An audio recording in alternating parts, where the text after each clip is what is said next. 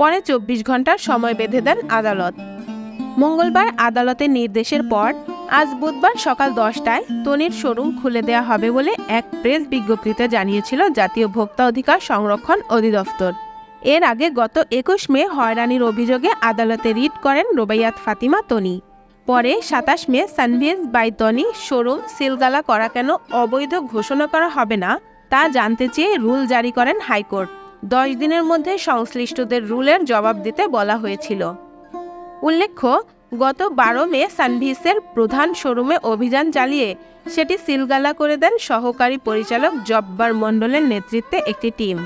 পরে 14 মে সানভিসকে দুটি অপরাধের দায়ে 50,000 ও 2 লাখ টাকা জরিমানা করা হয়।